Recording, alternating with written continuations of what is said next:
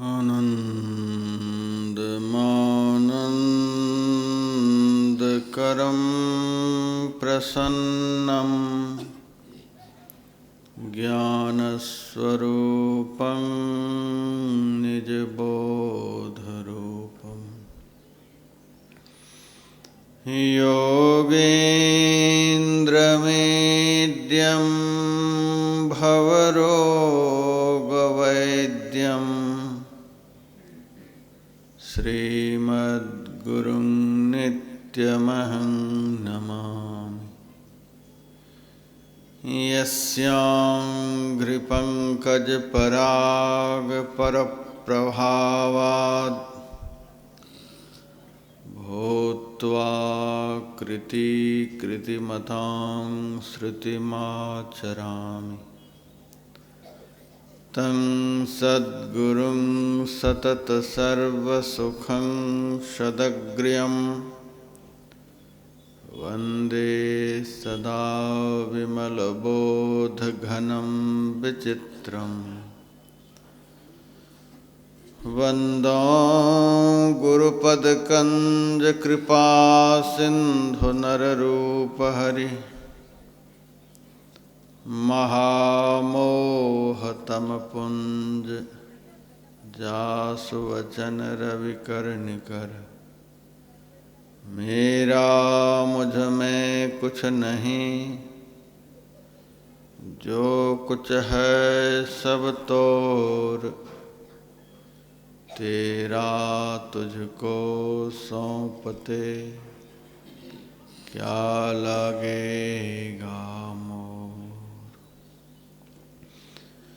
लोकाभिरामं रणरङ्गधीरं राजीवनेत्रं रघुवंशनाथं कारुण्यरूपं करुणाकरन्तं श्रीरामचन्द्रं शरणं प्रपद्ये। नान्या स्पृहा रघुपते हृदये स्मदीये, सत्यं वदामि च भवानखिलान्तरात्मा। भक्तिं प्रयच्छ रघुपुङ्गवनिर्भरां मे, कामादिदोषरहितं कुरु मानसं च। करारविन्देन पदारविन्दं मुखारविन्दे विनिवेशयन्तं, वटस्य पत्रस्य पुटे शयानं बालं मुकुन्दं मनसा स्मरामि। करचरणकृतं वा कायजं कर्मजं वा, श्रवणनयनजं वा मानसं वापराधं, विहितमवहितं वा सर्वमेतत्क्षमस्व। जय जय करुणाब्धे श्रीमहादेव शम्भो। मनोजवं मारुततुल्यवेगं जितेन्द्रियं बुद्धिमतां वरिष्ठं, वातात्मजं वानरयूथमुख्यं, श्रीरामदूतं शरणं प्रपद्ये। या कुन्देन्दुतुषारहारधवला, या शुभ्रवस्त्रावृता, या वीणावरदण्डमण्डितकरा, या श्वेतपद्मासना, या ब्रह्माच्युतशङ्करप्रभृतिभिर्देवैः सदा वन्दिता। सा मां पातु सरस्वती भगवती निःशेषजाड्यापहा। शब्दात्मिका सविमलर्गजुषा निधाना, मुद्गीतरम्यपदपाठवतां च साम्नां, देवी त्रयी भगवती भवभावनाय वार्ताद सर्वजगतां परमार्तिहन्त्री। यं प्रव्रजन्तमनुपेतमपेतकृत्यं द्वैपायनो विरहकातरया जुहाव पुत्रेति तन्मयतया तरवोऽभिनेदुस्तं सर्वभूतहृदयं मुनिमानतोऽस्मि। तं सर्वभूतहृदयं मुनिमानतोऽस्मि।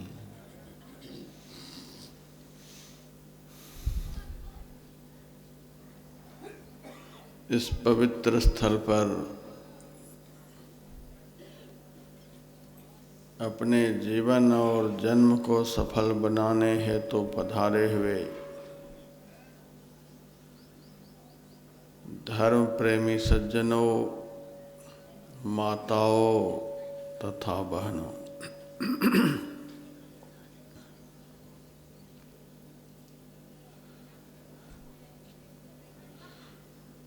कल की कथा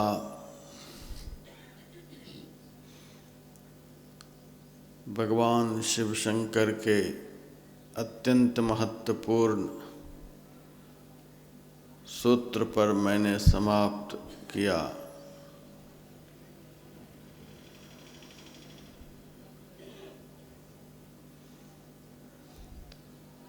आज हम वहाँ से आगे बढ़ेंगे, लेकिन उस सूत्र को दोहराते हुए आगे बढ़ेंगे। इस सूत्र से हम लोगों को बड़ा भारी संबल मिलेगा। बात बात में हम परेशान हो जाते हैं, आगे क्या होगा, कैसे होगा।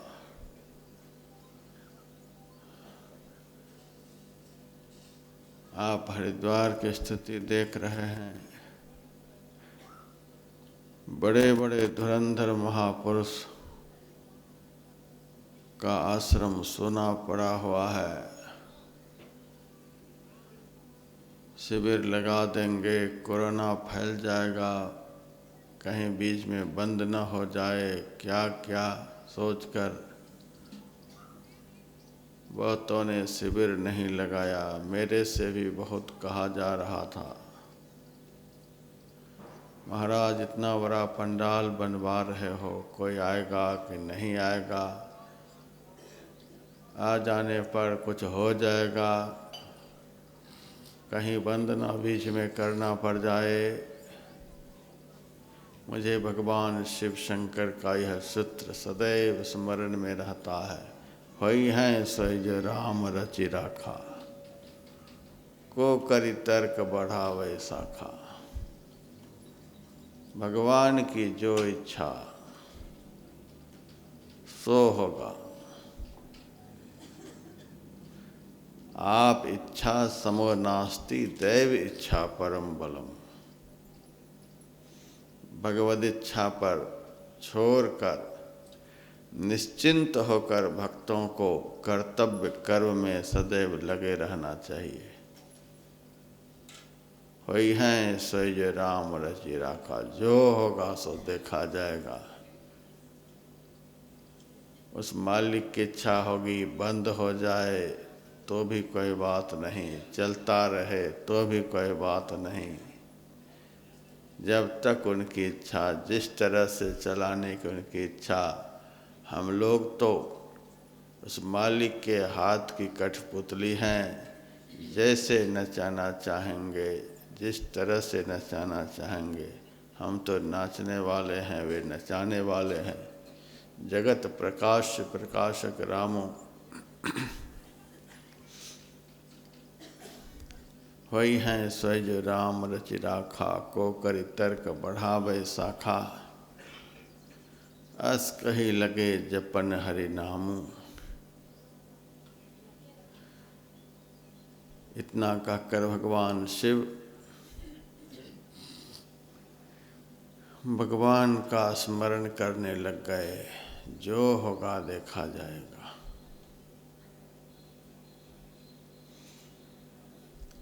सत्संग के प्रभाव से, संत दर्शन के प्रभाव से भगवान का दर्शन शिव जी को हुआ, दर्शन का आनंद प्राप्त हुआ और उसी आनंद में शिव जी ध्यान मग्न हो गए। जिन्होंने संत का आदर नहीं किया, संत वचन का आदर नहीं किया, उनकी क्या दशा होती है।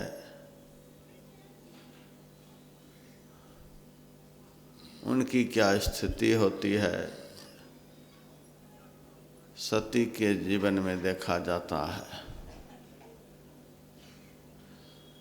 संपूर्ण विश्व ब्रह्मांड के परीक्षक परमात्मा हैं।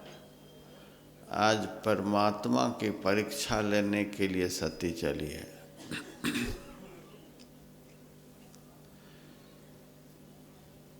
सती के मन में है किस तरह से भगवान की परीक्षा लूं, कौन सा रूप बनाऊं।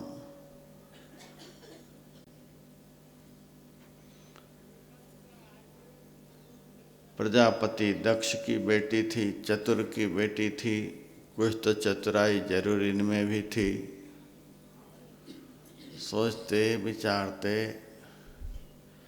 सबसे अच्छा यही होगा कि अभी भगवान सीता जी की खोज में चले जा रहे हैं, भटक रहे हैं, क्यों ना सीता जी का ही रूप बना लूं।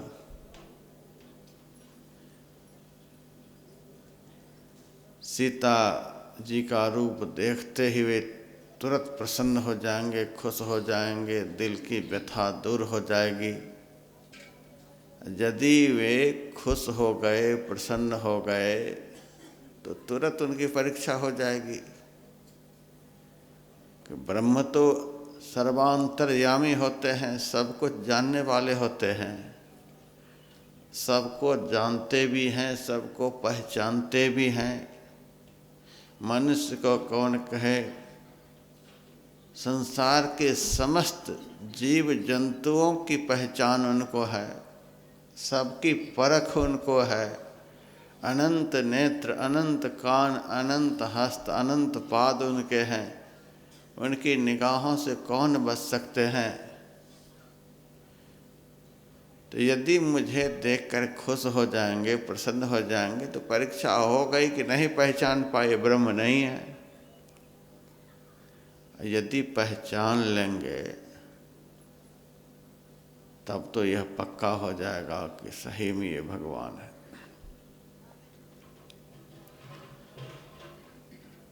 सती जी ने सीता जी का रूप धारण कर लिया। जिस रास्ते से भगवान श्री राम लक्ष्मण जी सीता जी की खोज करते हुए चले आ रहे थे, ठीक उसी रास्ते में बीचों बीच बैठ गए।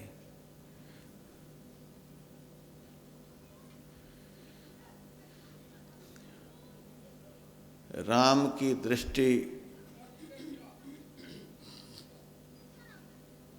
सती के ऊपर पड़ती है।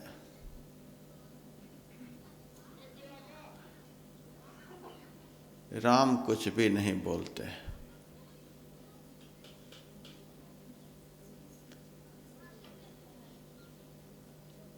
पीछे से लक्ष्मण जी की भी दृष्टि पड़ी।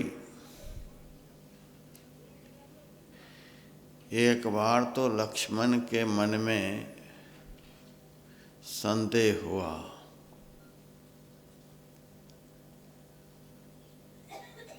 फिर मन प्रसन्न भी हुआ। राम ब्रह्म है, लक्ष्मण जी जीव हैं।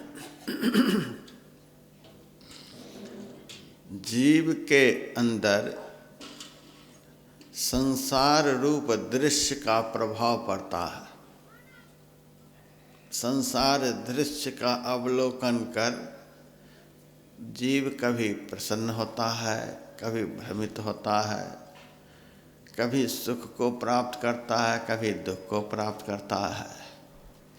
यह जीव दशा है। आत्मज्ञ पुरुष जो होते हैं, ब्रह्मज्ञानी पुरुष जो होते हैं, उनको संसार के दृश्य से मन पर कुछ भी असर नहीं होता है। भगवान श्री राम पूर्ण ज्ञानी हैं। जब भगवान को सुमंत जी के द्वारा यह खबर मिली कि कल आपका राज्याभिषेक होगा, राज सिंहासन पर आपको बिठाया जाएगा, तो भी मन पर कोई फर्क नहीं पड़ा। पहले जैसे, यह नहीं कि खुशी के मारे कूदने लग जाएं। और सवेरा होते होते पुनः खबर मिलती है कि अब वन जाना होगा, तो भी मन में कोई हर्ष विषाद नहीं। राज्याभिषेक की खबर से मन प्रसन्न नहीं हुआ, वन गमन की खबर से मन में दुख नहीं हुआ। यह है ब्रह्म दशा, आत्मज्ञानी महापुरुष की दशा। प्रसन्नतायान गताभिषेक तस् तथान ममले वनवास दुखतः। हर परिस्थिति का एक जैसा अनुभव, हर वातावरण का एक जैसा अनुभव, हर दृश्यों का एक जैसा अनुभव। कभी भी मन में दुख नहीं होता, न सुख होता। सदैव एक रस आनंद में आत्मज्ञानी पुरुष रहते हैं। यह ब्रह्म दशा है। मन मुस्काहि भान कुल भानु, राम सहज आनंद निधानु। नरसिंह मेहता को एक पुत्र घर में प्राप्त हुआ। भगवद इच्छा से पुत्र घर में हुआ तो कोई बात नहीं, हो गया हो गया। और कुछ दिनों के बाद सर्प दंश से वह पुत्र मर गया, तो भी मन पर कोई फर्क नहीं। जन्म हुआ तो भी कीर्तन कर रहे हैं, मरण हुआ तो भी कीर्तन कर रहे हैं। संत तुकाराम जी महाराज का घर किसी ने बहुत बढ़िया बनवा दिया, तो उस घर में बैठकर कीर्तन कर रहे हैं। भूकंप में घर ढह गया तो ढहे हुए मकान पर बैठकर कीर्तन कर रहे हैं। यह है ब्रह्म दशा।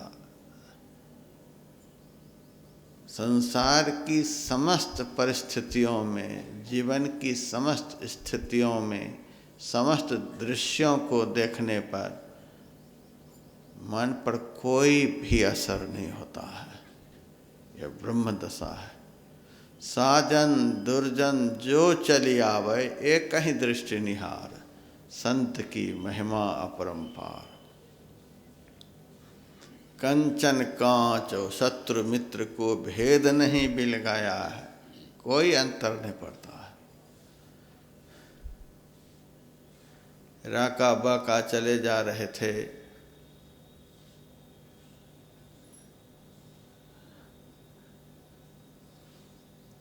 बाका पुरुष था, इसीलिए तेज गति से चल रहा था।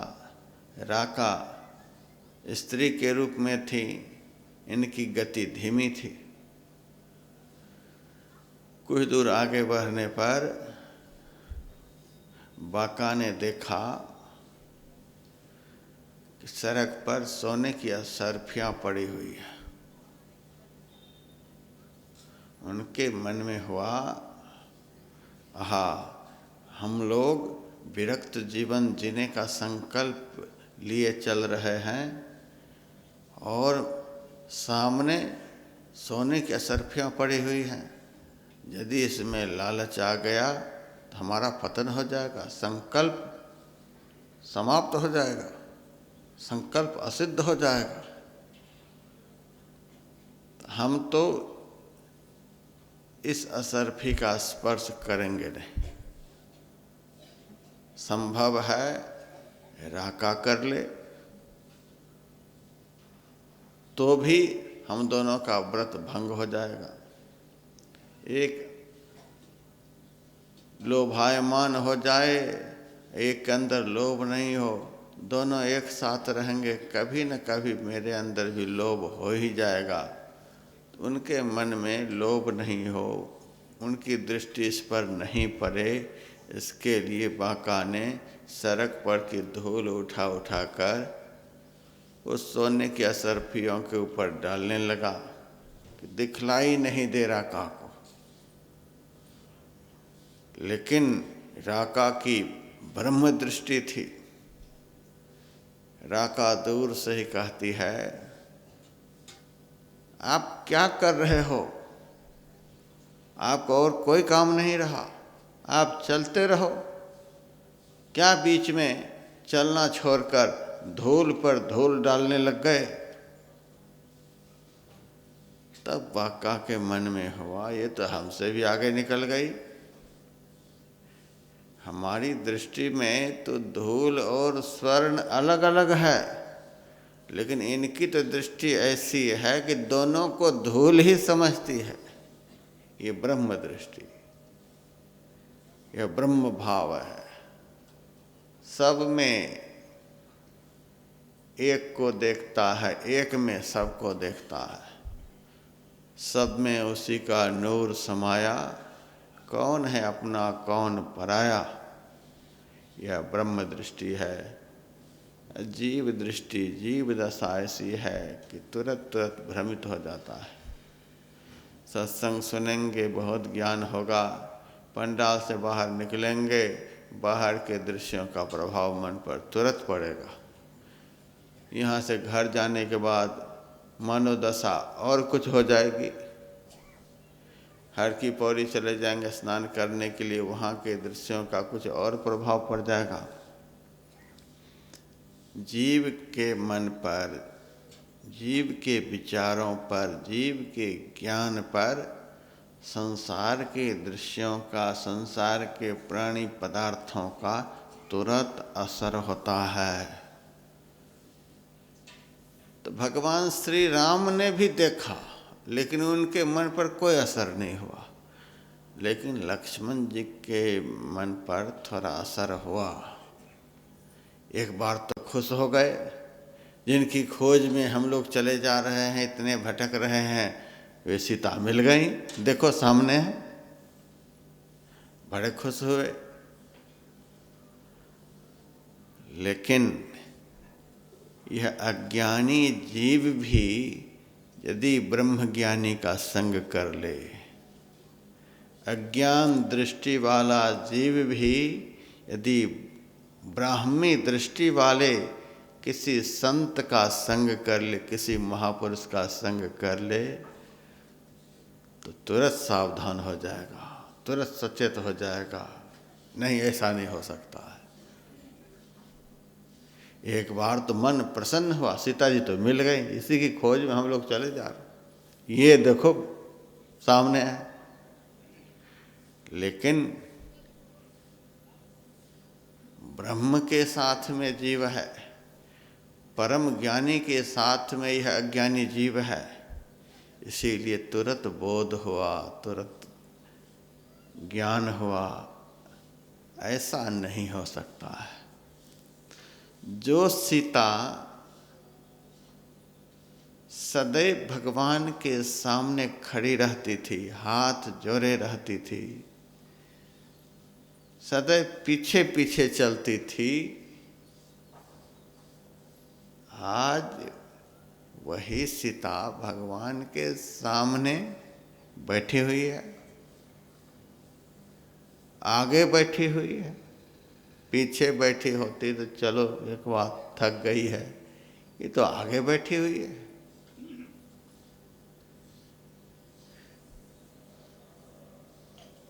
पति के सदैव अनुकूल चलने वाली सीता आज पति के प्रतिकूल आचरण करके दिखला रही है।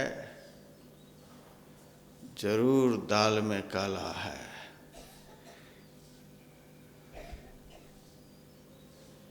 यह सीता नहीं, किसी ने सीता का रूप बना लिया है। असली सीता तो सदैव राम के पीछे चलती थी, राम का आदर करती थी, राम के सामने हाथ जोड़े आज्ञा पालन के लिए खड़ी रहती थी। आज ये सीता सामने बैठी हुई है, मजे में बैठी हुई है। ये नकली है।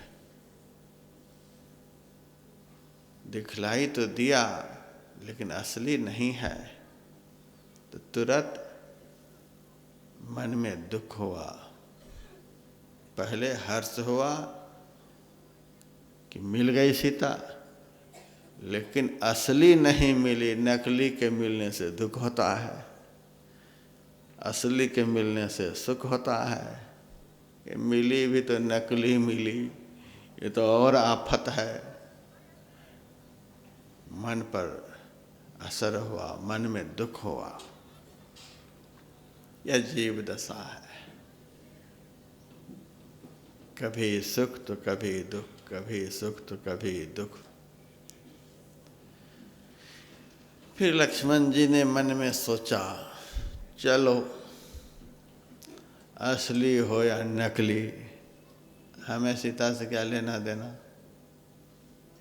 हमें तो राम की सेवा करनी है, हम तो राम की सेवा करने के लिए आए हैं। और सबसे बड़े परीक्षक जब हमारे साथ में हैं ही, तो हमें बोलने की क्या जरूरत। कसौटी तो मेरे सामने ही चले जा रहे हैं, तो सोना खरा है कि खोटा है अपने कसौटी को पता चल जाएगा। कसौटी पर कसा चला जाएगा।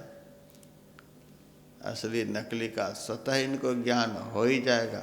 हमें क्या बोलना है।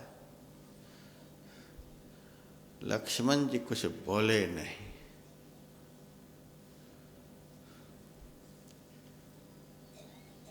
भगवान श्री राम जब नजदीक पहुंचे तब भी नहीं उठी।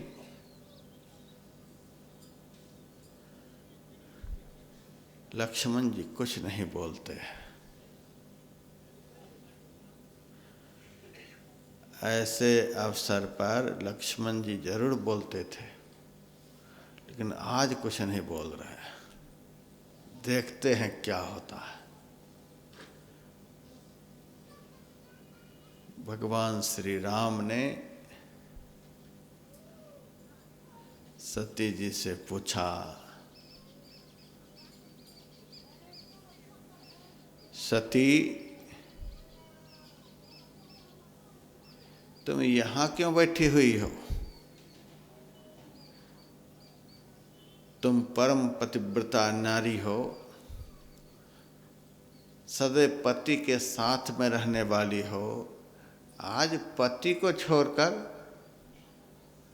अकेली कहाँ घूम रही हो? भगवान शिव शंकर कहाँ हैं? तुम्हारे पिता दक्ष ने तुम्हें यही शिक्षा दी है। पिता का भी नाम बतला दिया, उनका भी नाम बतला दिया, वो किसकी है उनका भी नाम बतला दिया। भगवान शिव शंकर ने जो कहा था, वे अंतर्यामी हैं, ब्रह्म हैं, परमात्मा हैं। ब्रह्म सब कुछ जानते हैं, उनको जानने के लिए कुछ बाकी नहीं। वह दृश्य प्रकट हो गया। भगवान शिव ने जो कहा था राम के विषय में कि ये ब्रह्म है, वह प्रत्यक्ष हो गया। शिव ने जो मेरे विषय में कहा था कि ये मनुष्य नहीं ब्रह्म है, अब तू देख ले। तुम्हें मन में संशय हो रहा था ये ब्रह्म कैसे। इनको तो यह भी पता नहीं है कि सीता जी को कौन लेकर के गए, किस रास्ते से। लेकर गए। अब तू बता, मैं जानता हूं कि नहीं जानता हूं। अब लीला प्रकट हो गई। अब सती जी को यह बात समझ में आ गई कि यह इनकी लीला है। जो मुझे बाप सहित पहचान सकते हैं वे सीता जी को नहीं पहचानते हैं। सीता जी को कौन लेकर के गया यह नहीं जानते हैं। जो मेरे विषय में कभी हमसे मिले नहीं, जीवन में कभी नहीं मिले हैं, तब भी हमारे विषय में सब कुछ ये जानते हैं। तो जो सीता सदैव इनके साथ में रहती है, उन सीता के विषय में नहीं जानते सीता है कहाँ। मन ही मन भगवान के द्वारा इस कदर पूछे जाने पर सती समझ गई कि ये सही में भगवान है, सही में ये ब्रह्म है।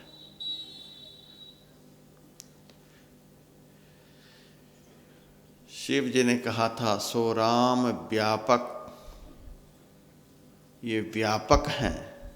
तो शिव जी ने भगवान के विषय में जो कुछ भी कहा था, एक एक करके सारे दृश्यों का दर्शन भगवान कराने लग गए। अब तो शर्म के मारे ये तो हमें पहचान लिए, आँखों को बंद कर लेती है। जब आँखों को सती जी बंद करती हैं तो भीतर में देखती हैं, जिनको मैंने बाहर में देखा वे तो हमारे भीतर में भी विराजमान है, वे भीतर में भी दिखलाई दे रहे हैं। अब क्या करूं? आँख बंद करती हूं तो भीतर में नजर आते हैं, खोलती हूं तो बाहर में। बाहर भीतर एके जानो, यह गुरु ज्ञान बताई। यही तो ब्रह्म की व्यापकता है, वो सबके अंदर में भी है, बाहर में भी है।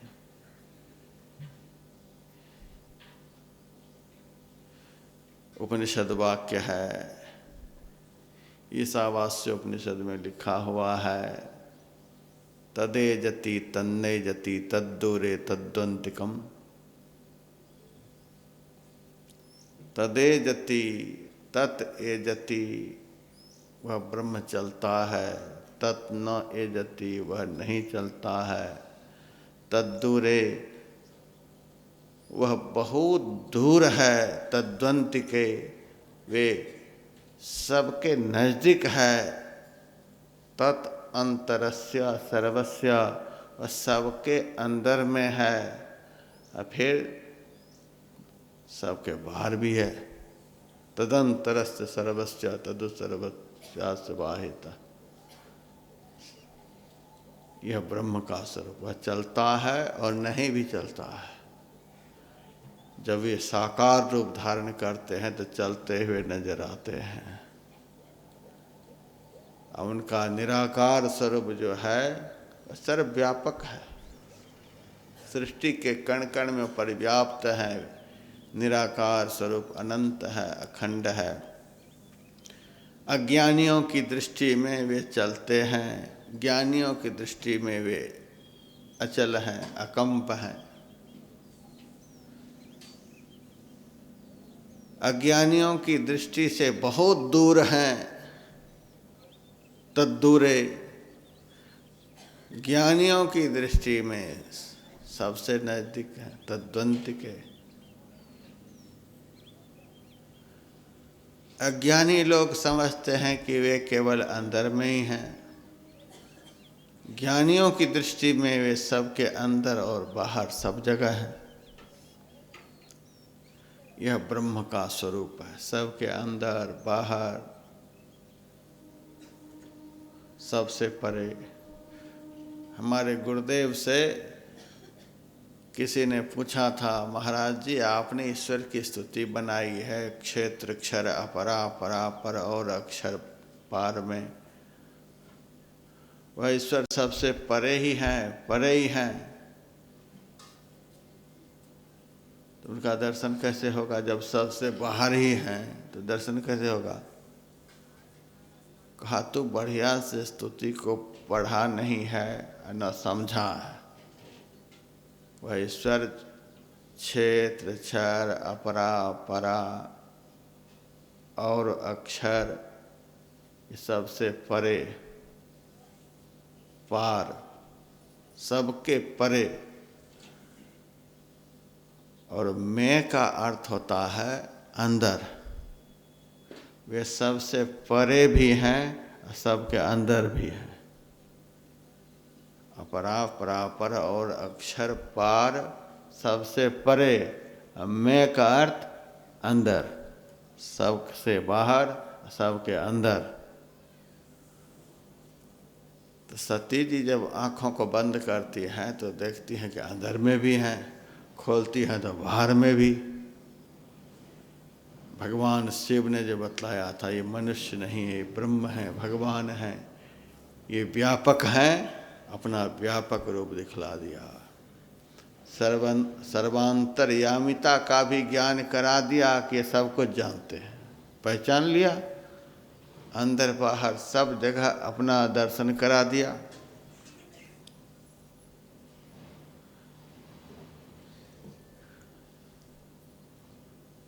उसके बाद सती जी देखती हैं ब्रह्मा जी, शिव जी, गणेश जी, देवराज इंद्र जी, वरुण जी, कुबेर जी, जितने भी बड़े बड़े देव हैं सब राम की पूजा कर रहे हैं।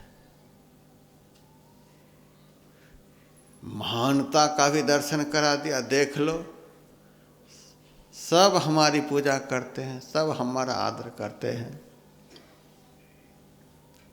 ईश्वर तो उन्हीं को कहते हैं जिनके अधीन सब हो, जिनका सम्मान सब करे, जिनके शासन में सब हो, जिनका शासन सबके ऊपर हो, वही ईश्वर है। ईशन करने वाले को ईश्वर कहते हैं। जिनके हुकूमत का अतिक्रमण कोई भी नहीं कर सकता। प्रधानमंत्री कोई कानून लाते हैं तो 1000 विपक्षी लोग कूदने लग जाते हैं, मानेंगे नहीं मानेंगे, मानेंगे नहीं मानेंगे, आंदोलन कर रहे हैं, धरना प्रदर्शन कर रहे हैं। लेकिन ईश्वर के बनाए हुए विधान का अतिक्रमण कोई कर सकता है? भगवान ने क्यों ऐसा कर दिया? नहीं मानेंगे इस बात को? नहीं मानेगा। भगवान ने जो विधान बना दिया है उस विधान को तो नहीं मानेगा। तुम्हारे नहीं मानने से क्या होगा? करो आंदोलन, देखते हैं, करो धरना प्रदर्शन, क्या फर्क पड़ता है? प्रधानमंत्री के मन पर आंदोलन का, धरना का असर होता है। वे कभी चिंतित होते हैं, व्यथित होते हैं, लेकिन परमात्मा सारी सृष्टि प्रतिकूल होकर के भी कुछ भी नहीं बिगाड़ सकते। ऐसे तत्व को ईश्वर कहते हैं। जो चेतन कह जड़ करई, जड़ ही करई चैतन्य, अस समर्थ रघुनायक ही भजहि जीव ते धन्य। केदारनाथ में बड़ा भारी हादसा हुआ था, लाखों लोग बह गए, पहाड़ के अंदर दब गए, लेकिन किसी में हिम्मत कहने की हुई कि भगवान ने क्यों ऐसा कर दिया? धरना प्रदर्शन करो, आंदोलन करो। कोई भी नहीं कर सकता। काठमांडू में भी इसी तरह का हुआ था। पांडिचेरी में भी सुनामी लहर आ गई थी, बहुत घर ध्वंस हो गए थे, बहुत लोग मर गए थे। ऐसा होता ही रहता है। कोरोना वायरस का जो संक्रमण हुआ है, किसी आदमी के द्वारा कहने के लिए भले कहा जाए, सब लोग भोगवादी हो गए थे, निश्चिंत हो गए थे, मन में सोच रहे थे जिस तरह से खूब मज़ा लूट रहे हैं इसी तरह से लूटते रहेंगे, ऐसा ही सब दिन चलता रहेगा, ऐसे ही आनंद सब दिन लेते रहेंगे। एक ऐसा वायरस का संक्रमण कराया जिस वायरस को कोई आंख से देख नहीं सकता, सारी दुनिया में हड़कंप मच गई है। अब देखो, परमात्मा के बनाए हुए एक सूक्ष्म वायरस में इतना सामर्थ्य है कि सारी दुनिया हड़कंप में है। परमात्मा में कितनी ताकत होगी जिन्होंने इसको बनाया है। अस समर्थ रघुनायक ही भजहि जीवते धन्य। कितना सामर्थ्य ईश्वर में है, कोई उनके खिलाफ बोल नहीं सकता है, बोल करके भी कुछ कर नहीं सकता है। ये जो कोई चाहे कि सारी दुनिया मिल कर के खूब बोलेंगे तो परमात्मा इस्तीफा दे देंगे, ये कभी संभव नहीं है। प्रधानमंत्री इस्तीफा दे देंगे, राष्ट्रपति इस्तीफा दे देंगे, लेकिन परमात्मा अनंत शक्ति के भंडार, सारी सृष्टि मिल कर के भी कुछ नहीं कर सकता उनका। उनके संकल्प मात्र से सृष्टि का एक क्षण में सर्वनाश हो जाएगा। गुरु महाराज की वाणी में है, लोग कहते हैं सब मोक्ष प्राप्त कर लेंगे तो संसार कैसे चलेगा, सब भगवान में जाकर के मिल जाएंगे तो दुनिया कैसे चलेगी, फिर दुनिया में कौन बच जाएंगे भोगने के लिए।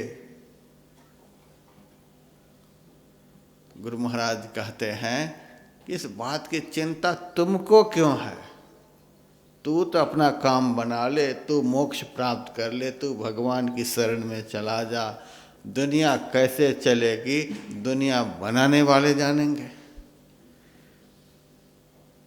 सबके मोक्ष प्राप्त हो जाने के बाद दुनिया नहीं रह जाएगी तो जिन्होंने पहले बनाया वे बाद में नहीं बना सकते हैं, फिर बना लेंगे, उनके लिए क्या है। जैसे कुंभकार घड़ा थोड़ा सा टेढ़ा मेढ़ा हो जाता है तो तोड़ करके फिर से बना लेता है,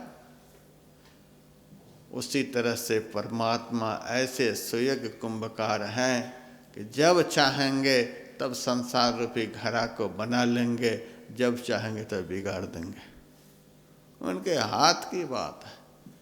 अस समर्थ रघुनायक ही भजहि जीवते धन्य। वे जीव धन्य हैं जो ऐसे सामर्थ्य परवान परमात्मा का भजन करते हैं। बहुत बात है इस दोहा में, अस समर्थ रघुनायक ही भजहि जीवते धन्य। ऐसे सामर्थ्यवान परमात्मा का जो भजन करते हैं उनका कौन बिगाड़ लेगा, कौन बिगाड़ लेगा उनका।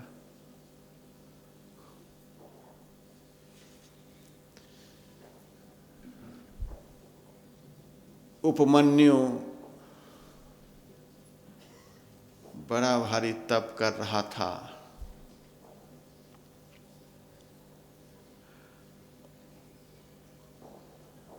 उनकी निष्ठा की परीक्षा लेने के लिए देवराज इंद्र आए, कुबेर आए, वरुण आए, सबने कहा वरदान मांगो, सबने कहा वरदान मांगो। शिव महापुराण में लिखा हुआ है, सब वरदान देने के लिए आए, लेकिन उपमन्यु ने आंख खोलकर देखा भी नहीं किसी की तरफ।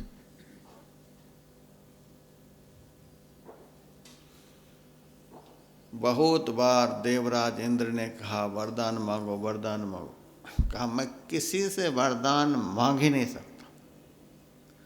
भले ही हमारे भगवान शिव शंकर भिखारी के रूप में नजर आते हैं, लेकिन भगवान शिव शंकर को खुश करने के लिए मैंने तप किया है।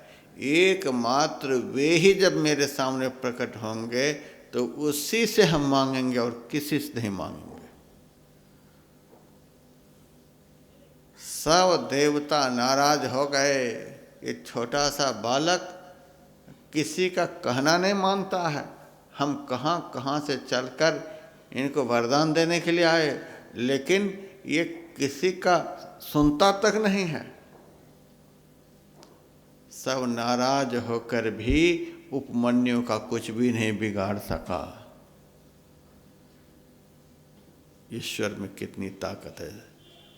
सब देवता मिलकर भी, सब राक्षस मिलकर भी, संसार के समस्त प्राणी मिलकर भी उस ईश्वर के सेवक का कुछ भी नहीं बिगाड़ सकता।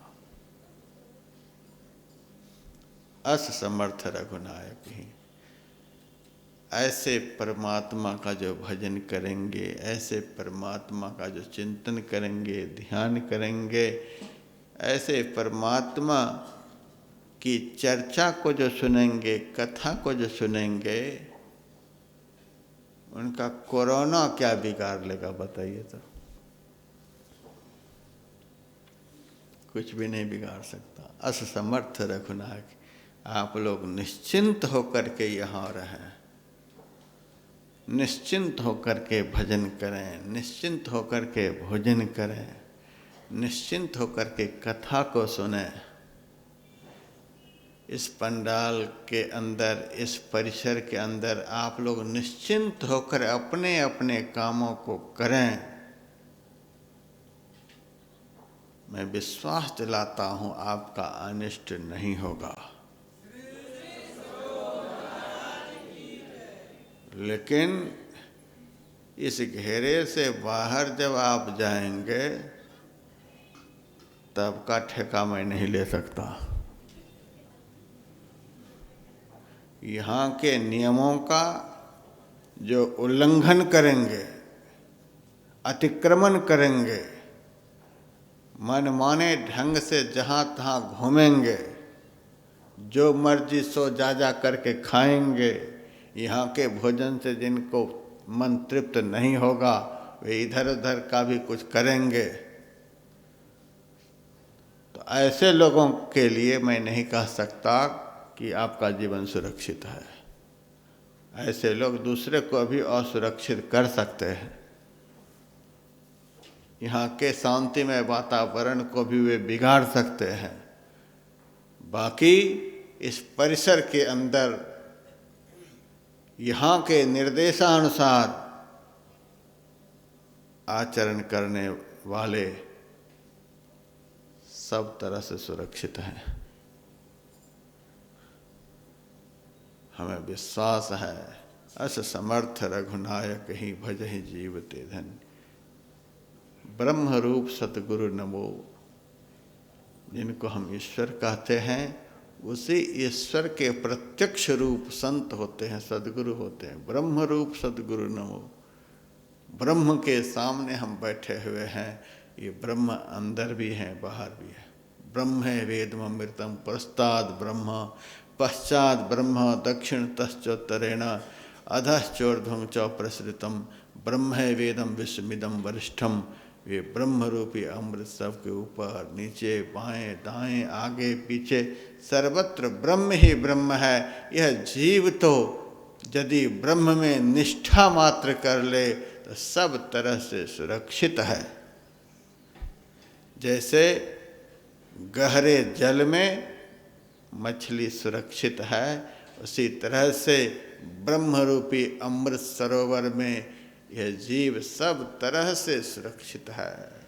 हमारा कोई भी बाल बांका नहीं कर सकता है।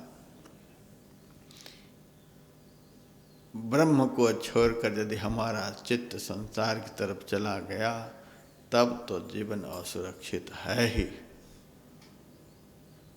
इस सरोवर से हमें बाहर निकलना ही नहीं है। सब तरह से हमारा जीवन सुरक्षित है।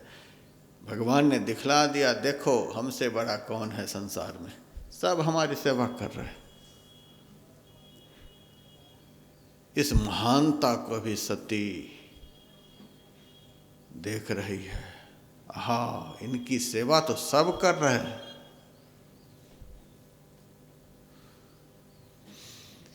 भगवान फिर धीरे धीरे अपना रूप बदलते हैं।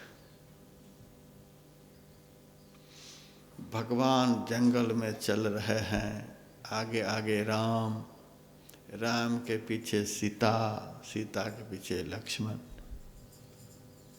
सीता भी साथ में, वह भी दिखला दिया। पगली तू सोच रही थी सीता का हरण हो गया, सीता को लेकर चला गया, बता सीता चली गई हमको छोड़ करके। गिरा अरथ जल बीज सम, कहियत भिन्न भिन्न, बंदों सीताराम पद, जिन्हि परम प्रिय खिन्न। जल और जल का तरंग सदैव एक साथ रहता है, वाणी और वाणी का अर्थ सदैव एक साथ रहता है। उसी तरह से सीता सदैव राम के साथ रहती है। परमात्मा की अविच्छिन्न शक्ति ही सीता है। दोनों कभी अलग होते ही नहीं। अज्ञानी की दृष्टि में दो अलग अलग हैं, ज्ञानी की दृष्टि में दोनों एक साथ। देख लो सीता हमारे साथ है कि नहीं।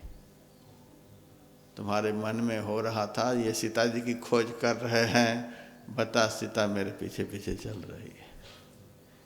यह सब देख करके सती का मन बड़ा भयभीत हुआ।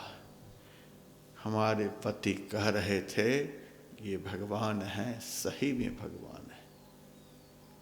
सब तरह से ठोक बजा करके भगवान राम ने दिखला दिया कि देख मैं भगवान हूं कि नहीं हूं। पक्का हो गया सती के मन में सही में भगवान है। इतना सब कुछ देखने के बाद सती जी उठकर खड़ी हुई। जैसे खड़ी होती हैं, चाहती हैं कि मैं भी शिव जी की ही तरफ प्रणाम करूं, तो भगवान अंतर्धान हो गए। राम लक्ष्मण कहाँ चले गए पता नहीं। कभी प्रकट हैं, कभी अप्रकट हैं, यह भी दिखलाया। कभी प्रत्यक्ष हैं, कभी अप्रत्यक्ष हैं।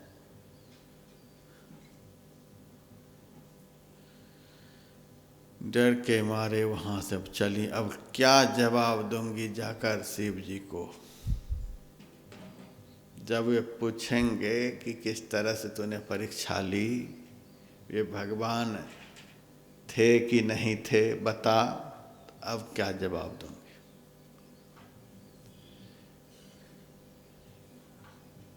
भयभीत होकर के सती जी गईं शिव जी के पास। शिव जी को प्रणाम करती है। शिव जी सती जी से पूछते हैं, अच्छा आ गई, किस तरह से तूने परीक्षा ली भगवान से, सो बता। यहाँ सती जी झूठ बोल गई।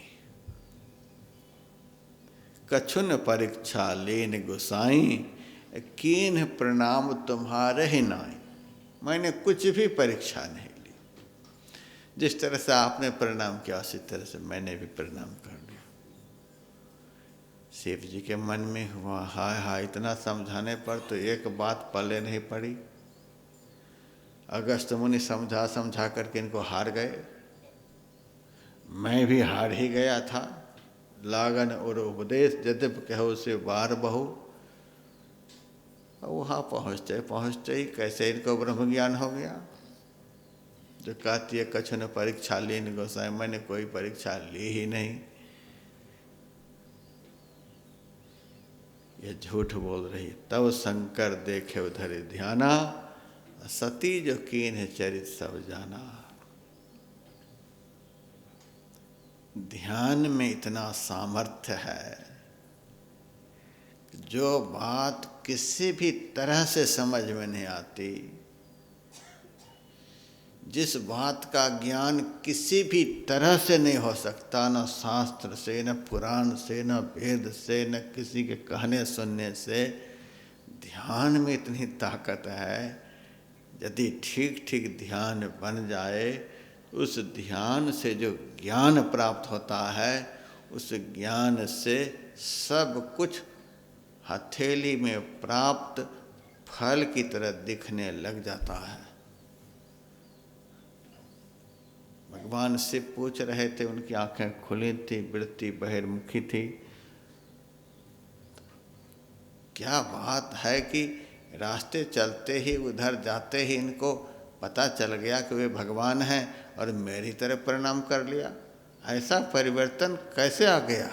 तब शंकर देखे उधर ध्याना, ये सच बोल रही है कि झूठ बोल रही है, ऐसे पता नहीं चलेगा। बिना ध्यान के असलियत का पता नहीं चलेगा। ध्यान करने से ही क्या सत्य है, क्या असत्य है, क्या झूठ है, क्या सच है, क्या पाप है, क्या पुण्य है, क्या ब्रह्म है, क्या माया है, पता नहीं चल सकता। ध्यान से ही इसका पता चलता है। ध्यान ज्ञान की वह उत्कृष्ट अवस्था है जिस अवस्था में पहुँचते ही जैसे आँख खुलते ही संसार नजर आता है, वैसे ही ऐसी आँख ध्यान के द्वारा खुल जाती है, सारा विश्व ब्रह्मांड उनके सामने हो जाता है। अंदर भी सामने, बाहर भी सामने, अपना अंदर बाहर सामने, सबका अंदर बाहर सामने। इसीलिए साधु संत के लिए लोग कहते हैं, महाराज आप तो जाने जान हो। साधु संत जाने जान हैं, सबके अंदर की जानते हैं, सबके बाहर के भी जानते हैं। ध्यान के द्वारा तुरंत जान गए। सती जो कीन चरित सब जाना। लेकिन कोई कोई संत कहते हैं सती जी यहाँ भी झूठ नहीं बोली है। उनका नाम ही सती है। जो कभी झूठ नहीं बोले उसी को सती कहते हैं। झूठ नहीं बोली है, बात तो एक तरह से सत्य ही है। कछु ने परीक्षा लीन गोसाई, गई थी परीक्षा लेने के लिए, परीक्षा कुछ ले नहीं सकी, हमारी ही परीक्षा हो गई। खूब बढ़िया से हमारी परीक्षा भगवान राम ने ले लिया, हम राम की परीक्षा नहीं ले सके। कछु ने परीक्षा लीन गोसाई।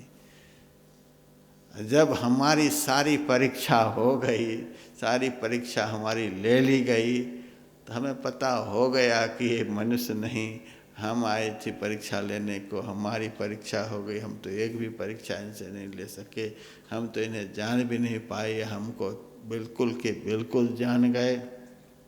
जब हमें यह हो गया कि मनुष्य नहीं भगवान है, तो मैंने भी इनको प्रणाम कर लिया कि इन प्रणाम तुम्हारे ही ना है।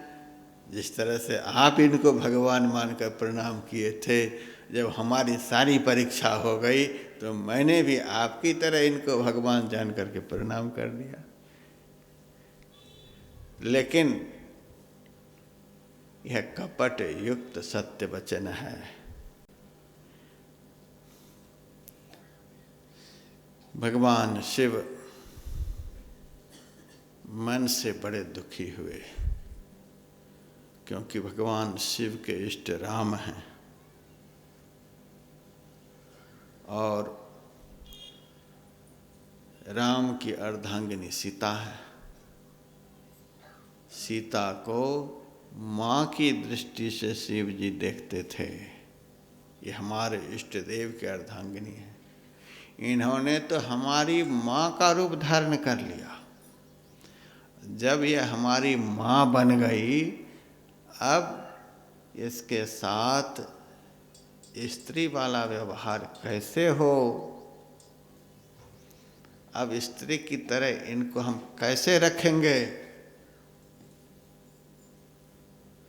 माँ का आसन तो पुत्र के सामने होता है। माता पिता गुरु ये महापूजनीय होते हैं, इनका सामने श्रेष्ठ आसन होता है। उनको अपने बगल में तो नहीं बिठाया जाता है। अब इनको बगल में हम कैसे रखेंगे? ये तो माँ बन गई। उसी समय भगवान शिव ने मन से यह संकल्प लिया कि इस तन से अब पत्नी वाला व्यवहार सती के साथ नहीं होगा। अब तो यह माँ बन गई है, माँ और पुत्र में जैसा व्यवहार होता है उसी तरह का व्यवहार होगा। मन में यह संकल्प लिया, उसी समय आकाशवाणी होती है, हे शिव शंकराव धन्य हो धन्य हो। थोड़ा सा कपट होने के कारण, थोड़ा सा इष्ट का अनादर होने के कारण आपने सती ऐसी नारी का त्याग कर दिया। इष्ट का अनादर किया इन्होंने, इसीलिए तो परीक्षा लेने को गई, सीता का रूप धारण कर लिया। बार बार कह रहे हैं शिव जी ये ब्रह्म है परमात्मा है, तो भी मानने को तैयार नहीं, परीक्षा लेने को तैयार। ये बहुत बड़ी बात है जो आप लोगों को सुना रहा हूं। इष्ट का अनादर जो करे उनसे मन से भी प्रेम नहीं करना चाहिए, किसी भी तरह से प्रेम नहीं, मन से उसका त्याग कर देना चाहिए, दिल से उसका त्याग कर देना चाहिए। हमारे इष्ट देव का इन्होंने अनादर किया। स्त्री ही क्यों न हो, भाई ही क्यों न हो, पिता ही क्यों न हो, पुत्र ही क्यों न हो, यदि हमारे इष्ट का कोई अनादर करे तो उनसे कभी भी प्रेम नहीं।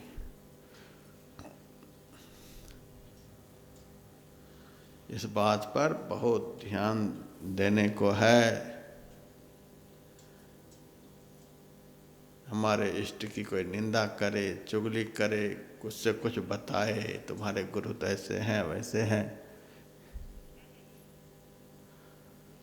नकली गुरु के पास भी जब हमारे गुरुदेव रहते थे तो उनके विषय में भी परम संत बाबा देवी साहब का शिष्य रामदास ने कहा, सार शब्द की साधना किए बगैर कोई परमात्मा को प्राप्त नहीं कर सकता, और तुम्हारा गुरु सार शब्द के ज्ञान से हीन है। हमारे गुरुदेव ने कहा, खबरदार यदि गुरु की निंदा की। यहाँ पर गुरु महाराज की लीला अमृत पड़ी हुई है। सब सत्संगी एक एक लीला अमृत अपने घर में ले जाइए। रामायण की तरह आदि अंत गुरु महाराज का जीवन चरित्र है।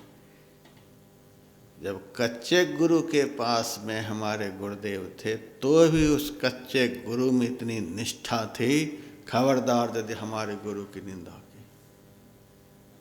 अब पक्का गुरु के प्रति कैसी निष्ठा होनी चाहिए।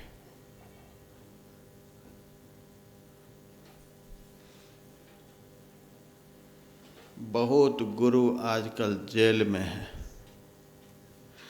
तो भी उनके अनुयायियों में कितनी श्रद्धा है। कहते नहीं बनता।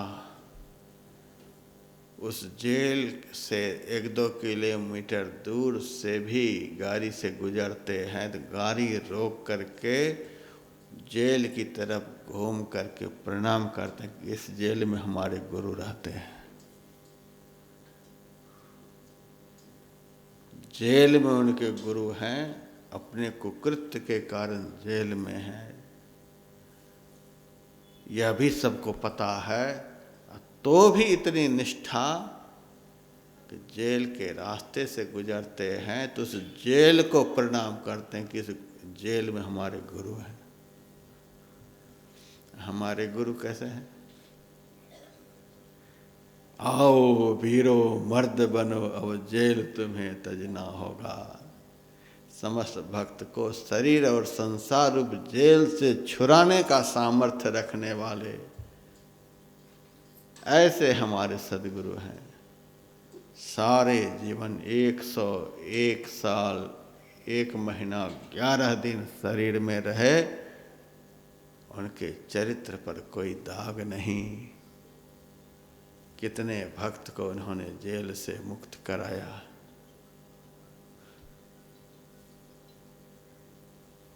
ऐसे हमारे गुरुदेव, सबको जेल से छुड़ाने वाले।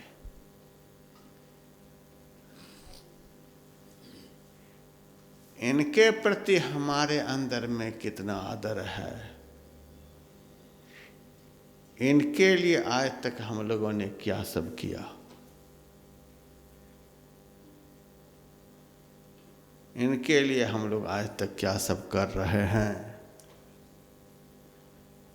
झूठे गुरु के नाम पर हॉस्पिटल बना हुआ है, कॉलेज बना हुआ है, यूनिवर्सिटी बनी हुई है, अनाथालय बना हुआ है, गौशाला बनी हुई है, कितना कितना उनका प्रचार प्रसार हो रहा है, कितना कितना क्या क्या हो रहा है। हम लोगों ने ऐसे गुरु के लिए क्या सब किया, यह भी देखना होगा।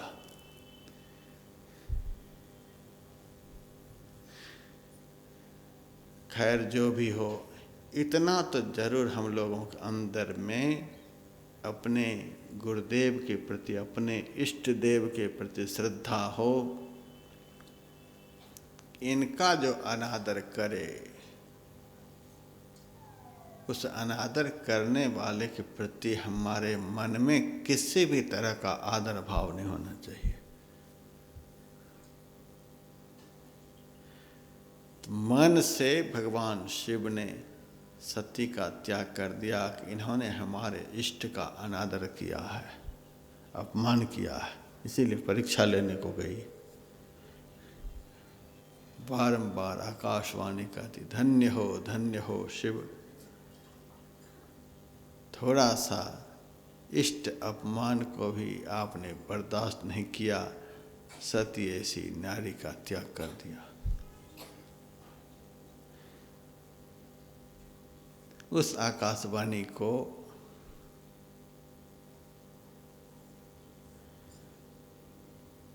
सती भी सुनी।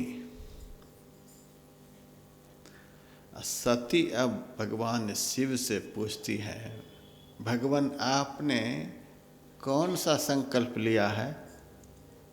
संकल्प को प्रकट नहीं किया, प्रकट करेंगे तो सती के मन में दुख होगा कि हमारा त्याग कर दिया। मन में संकल्प लिया कि अब इस शरीर से पत्नीवत व्यवहार सती के साथ नहीं हो सकता है। मन में यह संकल्प किया। आकाशवाणी होती है, सती जी पूछती हैं, आपने कौन ऐसा संकल्प किया? आकाशवाणी हो गई।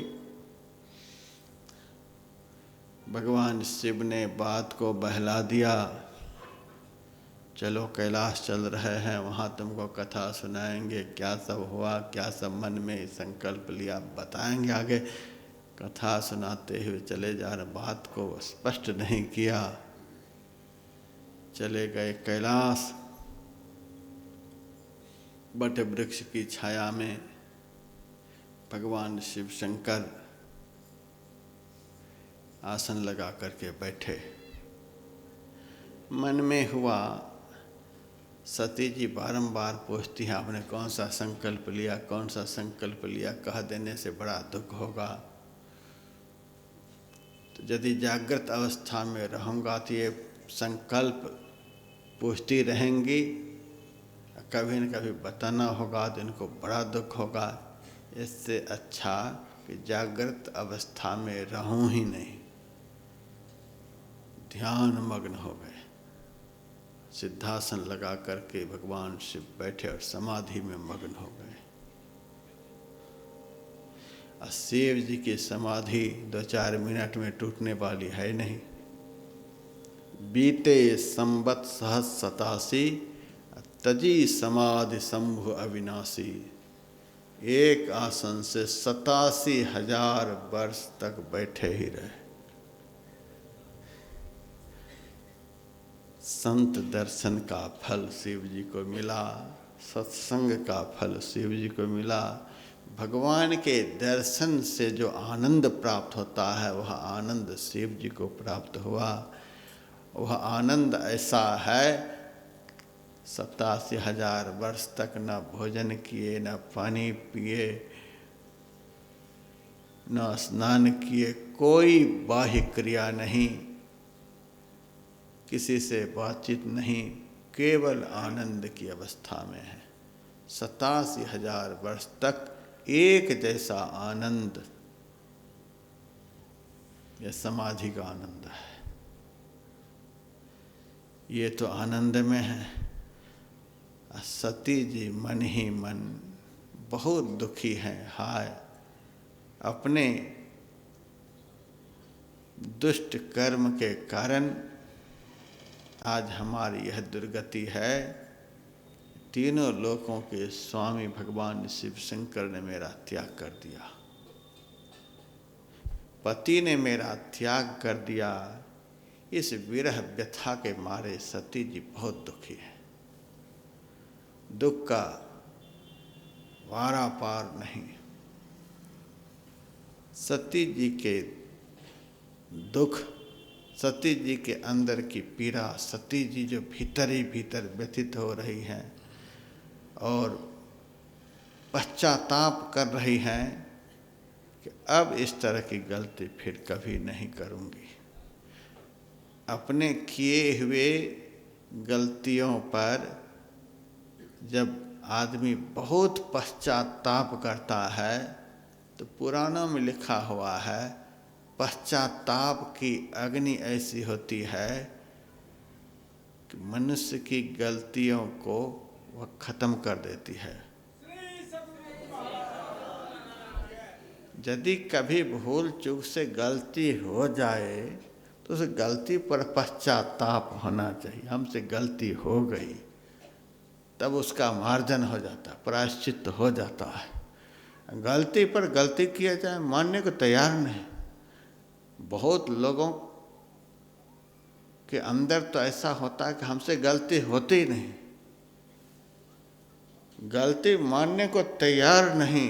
इतनी चतुराई से अपनी गलती को छिपाते हैं, इस कदर अपनी गलती को दबाते हैं कि कोई सिद्ध नहीं कर सके कि तुमसे गलती हुई है। अरे गलती तो इंसान से होती ही है। गलती बस दो से ही कभी नहीं होती है। भगवंत से गलती होती ही नहीं, संत से भी कभी गलती नहीं होती है। पूर्ण संत भूलिन देई कुमार्ग पाऊं, भूल करके भी जिनके पैर कुमार्ग पर नहीं पड़ते उनको संत कहते हैं। अब बाकी तो गलतियों के पुतला हैं। सबसे कम विशेष गलती होती है। यदि गलती हो जाए तो पश्चाताप करना चाहिए, क्षमा मांगनी चाहिए। हाय हमसे गलती हो गई, अब क्षमा कर दिया जाए।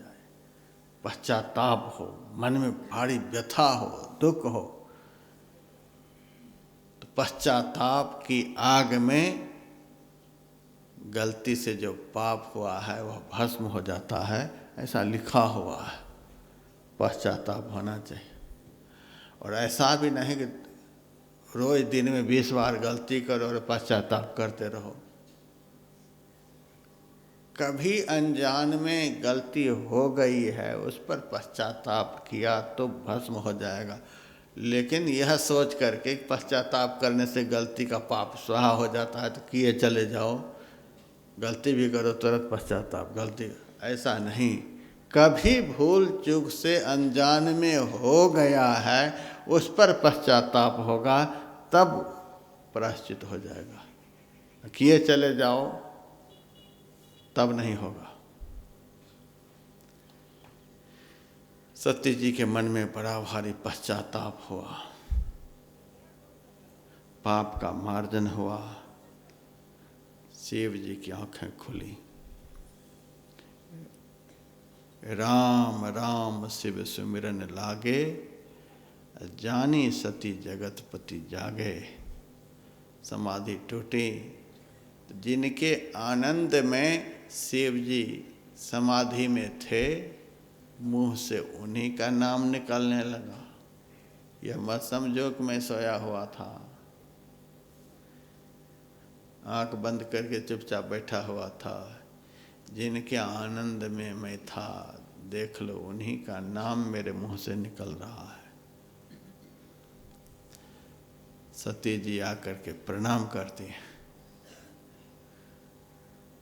एक आसनी उठाकर भगवान शिव शंकर ने अपने सामने रख दिया, बैठ जा। सब दिन जिनको बगल में बिठाते थे, अर्धांगिनी के रूप में बिठाते थे, आज सती को सामने आसन दिया। सन्मुख शंकर आसन दीना।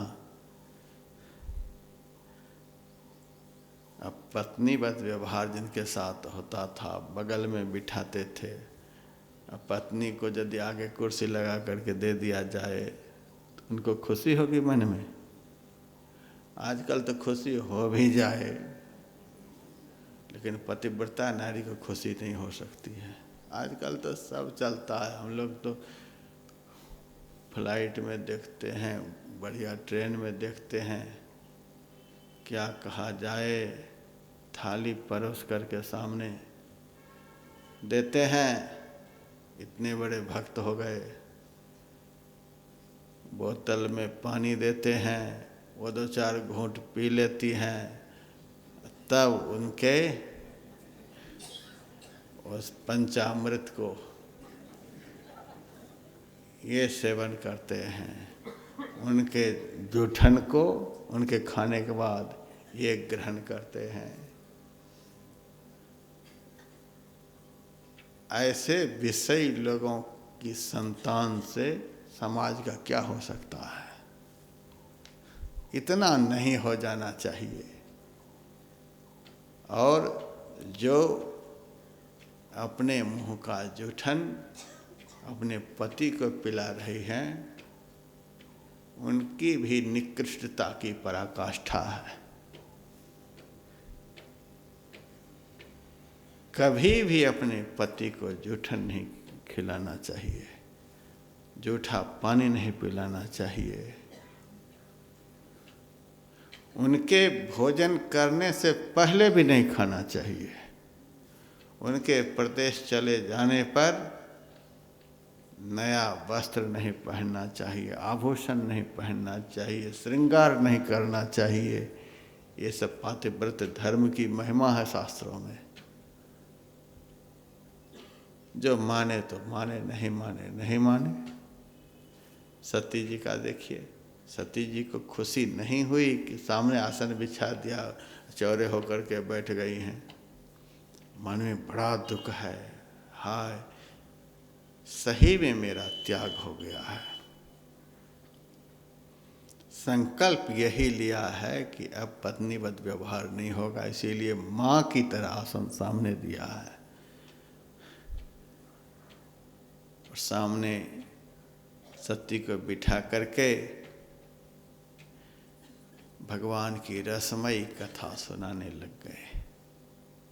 भगवान शिव के मन में है अभी भी भगवान के प्रति इनके अंदर में प्रगाढ़ प्रेम हो जाए, कथा सुनाने लग गए। लेकिन कथा में अभी भी दिल नहीं लग रहा। कभी ऊपर देखते हैं, कभी नीचे, कभी बाएं तो कभी दाएं। कथा में प्रेम नहीं। एक बार पहले प्रेम नहीं तो यहाँ तक पहुँच गई, और अब भी प्रेम नहीं। न संत में प्रेम, न सत्संग में प्रेम, न भगवत कथा में प्रेम, न ब्रह्मज्ञानी पति में प्रेम। उसका तो पतन अवश्यम भावी है। इतने सब में जिनका प्रेम नहीं तो समझ ले अब हमारा पतन निश्चित है। अभी भी भगवान शिव कथा सुना रहे हैं तो भी सती का मन कभी इधर कभी उधर। उसी समय प्रजापति दक्ष ने शिव जी का अपमान करने के लिए बृहस्पति आशव नामक यज्ञ किया था। उस यज्ञ में सबको निमंत्रण दिया था, लेकिन शिव जी को निमंत्रण नहीं दिया। अपने दामाद का अपमान करने के लिए यज्ञ कर रहा है। क्या गलती हुई थी दामाद से? भागवत महापुराण में लिखा हुआ है, शिव महापुराण में लिखा हुआ है कि जब प्रजापति दक्ष को प्रजाओं का स्वामी ब्रह्मा जी ने बना दिया था तो बड़ा भारी अभिमान हुआ। समस्त प्रजाओं के स्वामी हम हैं। सब देवी देवता उनका सम्मान करते थे। एक बार बहुत बड़ी सभा उन्होंने की थी। उस सभा में सब देवी देवता पहुँचे थे। सब प्रजापति दक्ष की जय हो जय हो जय हो सब सम्मान कर रहे थे। उस सभा में भगवान शिव भी गए थे। ब्रह्मा जी तो दक्ष के पिता ही थे। वे मंच पर चुपचाप अपने आसन पर बैठे हुए थे। अब विष्णु भगवान तो दादाजी लगते थे, ब्रह्मा जी को भी जन्म देने वाले। ये दो बैठे हुए थे, बाकी सब खड़े थे। और शिव जी दामाद हैं, इनको तो खड़ा होना चाहिए, लेकिन ये तो महाब्रह्म ज्ञानी हैं। ये पंडाल में एक कोने में चुपचाप ध्यान मग्न थे।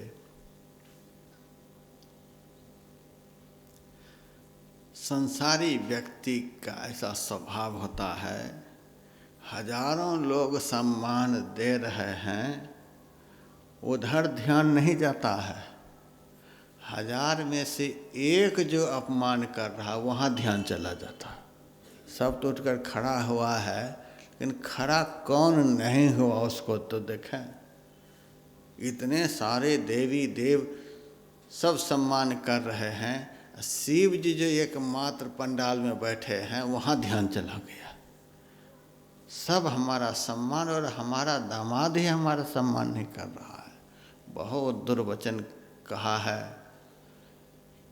इतनी अच्छी हमारी पुत्री, उस पुत्री का विवाह मैंने इस पापी से कर दिया जो मेरा अपमान कर रहा है। उसी समय अपने दामाद का त्याग कर दिया, और जिस तरह से तूने भरी सभा में मेरा अपमान किया, उसी तरह से एक ऐसा यज्ञ मैं करूँगा जिस यज्ञ में तुम्हारा भी मैं अपमान करूँगा। सबका सम्मान करूँगा और तुम्हारा सम्मान नहीं करूँगा। बृहस्पति आसव नामक यज्ञ किया। सभी देवी देवताओं को, ऋषि मुनियों को बुलाया गया, लेकिन शिव जी को नहीं। सब देवी देवता विमान पर चढ़कर चले जा रहे हैं उस यज्ञ में भाग लेने के लिए। आकाश मार्ग से विमान जा रहा है। सती जी की दृष्टि पड़ती है। भगवान शिव शंकर से पूछती है, भगवान ये सब के सब कहाँ चले जा रहे हैं? भगवान ने कहा, मैं कथा सुना रहा हूँ, हमारी कथा पर तुम्हारा ध्यान नहीं। आसमान में कौन कहाँ जा रहे हैं वहाँ तुम्हारा ध्यान चला गया। एक बार तूने कथा में ध्यान नहीं दिया, इधर उधर ध्यान रखा, तो इतनी दुर्गति तुम्हारी हुई। और अभी भी कथा पर ध्यान नहीं। आसमान में कौन जा रहा है, धरती पर कौन जा रहा है, ट्रक से कौन जा रहा है, वायुयान से कौन जा रहा है, अभी भी कथा में ध्यान नहीं। सत्संग को जो ध्यान से नहीं सुनते हैं, तो देखिए सती की हालत क्या होती है। ध्यान से सुनना चाहिए। बारंबार पूछ रही हैं, ये कहाँ जा रहे हैं, कहाँ जा रहे हैं? तब भगवान शिव ने कहा, तुम्हारे बाप के घर सब जा रहे हैं। तुम्हारे बाप ने बहुत बड़ा यज्ञ किया है, उसी यज्ञ में सबको निमंत्रण दिया है, लेकिन मेरे प्रति तो बड़ा भारी वैर भाव है, जिस कारण मुझे निमंत्रण नहीं दिया। और मेरे साथ तुम रहती हो, इसीलिए तुमको भी नहीं बुलाया, मेरे कारण तुम्हारा भी त्याग कर दिया। सती जी कहती हैं, आपका त्याग कर दिया तो कर दिया। प्रजापति दक्ष तो हमारे पिता हैं। पिता के ऊपर तो पुत्री का पूर्ण अधिकार होता है। माता पिता ने पुत्र का, पुत्री का अपमान कर दिया, इससे पुत्र पुत्री को क्या फर्क पड़ता है? माता पिता तो पूजनीय हैं, आदरणीय हैं, कोई बात नहीं, हम तो जरूर जाएंगे। आपके तो ससुर लगते हैं, आप नहीं भी जाएं, लेकिन हमारे पिता के घर में इतना बड़ा यज्ञ हो रहा है, हम तो जरूर जाएंगे। भगवान शिव ने कहा, देखो, माता के घर जाने में, पिता के घर जाने में, स्वामी के घर जाने में, गुरु के घर जाने में, मित्र के घर जाने में कोई भी दोष नहीं होता है। इन सब के घर बिना बुलाए जाना चाहिए। लेकिन सुनो सती, जहाँ जाने से कल्याण नहीं हो, मंगल नहीं हो, मन को शांति नहीं मिले तो जाने लायक स्थान पर भी नहीं जाना चाहिए। इन सब के यहाँ बिना बुलाए जाना चाहिए, लेकिन वहाँ जाने से यदि अपना कल्याण नहीं हो तो नहीं जाना चाहिए। घर में रहना चाहिए, परिवार में रहना चाहिए, कोई बात नहीं है। लेकिन भगवान बुद्ध ने कहा जिस घर में रहकर भजन नहीं बने, भजन में विघ्न हो, तो नरक तुल्य घर का त्याग कर देना चाहिए। उस घर में नहीं रहना चाहिए जिस घर में भजन नहीं हो। परिवार में रहना चाहिए, लेकिन जिस परिवार में भजन बिगड़ जाए, जो परिवार भजन को बिगाड़ दे, उस परिवार को महाशत्रु जान करके परित्याग कर देना चाहिए। भगवान बुद्ध ने कहा है, जहाँ गए कल्याण न होई, जहाँ जाने से अपना कल्याण नहीं हो वहाँ नहीं जाना चाहिए। तुम्हारा कल्याण वहाँ नहीं होगा, इसलिए नहीं जाओ। शिव पुराण में तो है, सती की आंखें लाल हो गईं, पिता के घर जाने से रोक रहे हैं। लाल पीले आंख करके शिव जी की तरफ उग्र दृष्टि से देखने लग गईं। अब शिव जी ने सोचा, इतना कहा, इतना सुनाया, इतना समझाया, तो भी हमारी तरफ उग्र दृष्टि से निगलने के लिए तैयार है। अब इसका मरण ही सुनिश्चित है। भगवान शिव ने कुछ अपने गणों को सती जी के साथ में दे दिया, कुछ खिलौने आभूषण वगैरह भी सती के हाथ में दिया। ठीक है, जाओ।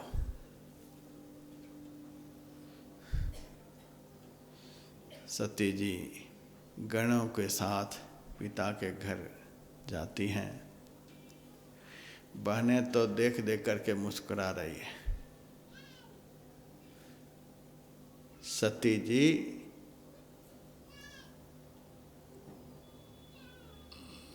60 बहनें थीं प्रजापति दक्ष की, 60 कन्या, 59 बहनें आई हुई हैं उस यज्ञ में आदर के साथ, लेकिन इनको कोई आमंत्रण नहीं, बिना आमंत्रण के गई हैं। इसीलिए सब देख देख करके मुस्कुरा रहे हैं, कोई हाथ भी नहीं मिलाते, गले से भी नहीं मिलाते, बिना निमंत्रण के आ गई, बिना निमंत्रण के आ गई। बिना बुलाए नहीं जाना चाहिए। हमारे गुरु महाराज के एक शिष्य थे आनंद बाबू, आश्रम से निकलकर सायंकाल में टहलने के लिए बरारी घाट की तरफ गए। वहाँ एक सत्संग के घर सत्संग हो रहा था, किसी महात्मा को बुलाकर सत्संग करा रहे थे। आनंद बाबू के मन में हुआ सत्संग हो रहा, चलो जाकर बैठ जाते हैं। जाकर के बैठ गए। सत्संग समाप्त हुआ, सबके लिए भोजन की व्यवस्था थी, भोजन में खिचड़ी की व्यवस्था थी। सबके साथ आनंद बाबू को भी बिठाया, इनको भी खिचड़ी खिला दी। शाम का समय था, वापस जब आश्रम आए, रात का ध्यान सत्संग हुआ। सत्संग के बाद भोजन होता था। आश्रम में भोजन करके सब गुरु महाराज को प्रणाम करने के लिए जाते थे। गुरु महाराज को आनंद बाबू प्रणाम करने के लिए गए तो गुरु महाराज ने पूछा, आनंद बाबू भोजन किए? हाँ, भोजन कर लिए। क्या भोजन किए? खिचड़ी।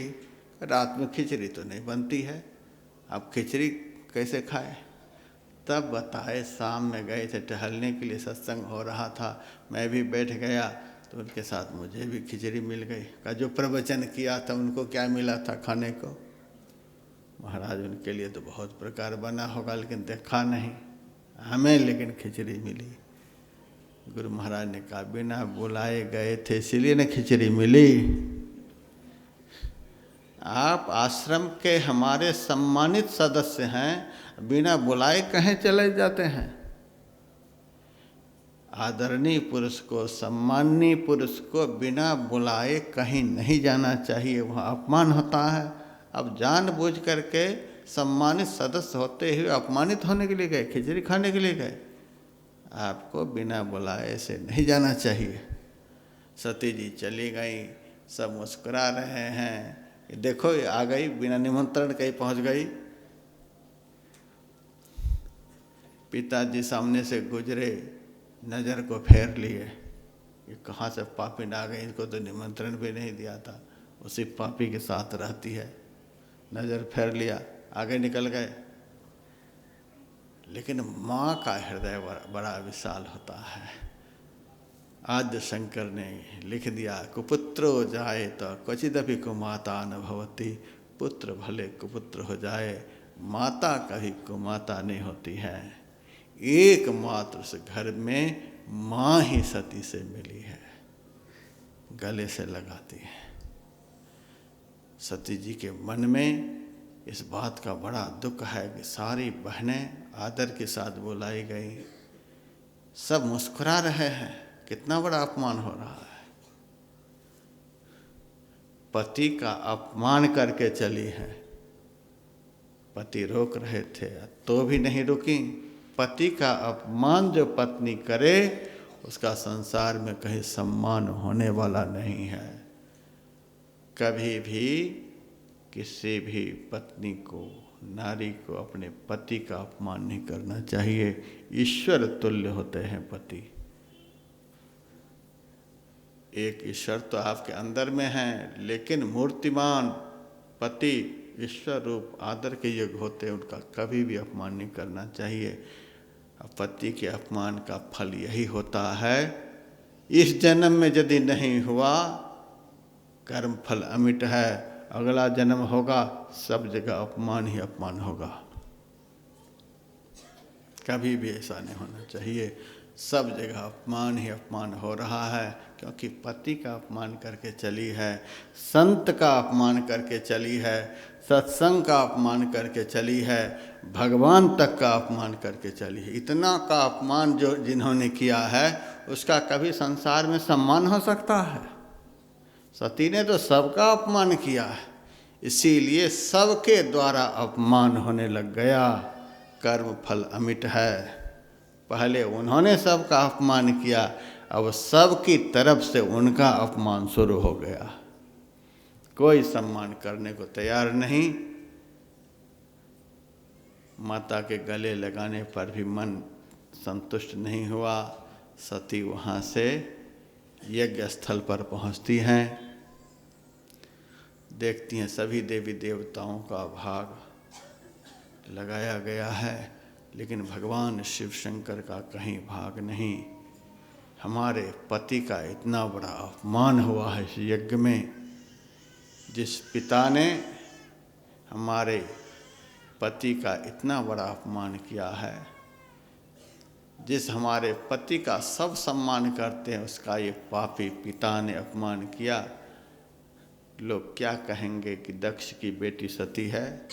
ऐसे पापी की पुत्री मैं हूँ, इस देह का मैं त्याग कर दूंगी।